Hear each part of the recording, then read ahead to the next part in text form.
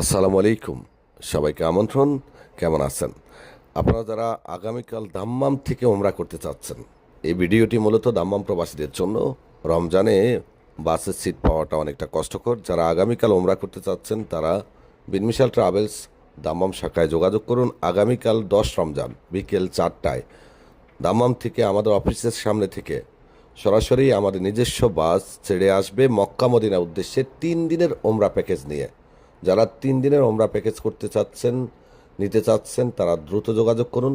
আমাদের অফিস পড়েছে ছিকু বাংলা মার্কেট ম্যাক্সের অপোজিট সাইডে, প্রবাসী সেবা কেন্দ্রে যাওয়ার পথে হাতের ডান পাশে, অথবা সাপা মেডিকেলের বরাবর সামনে।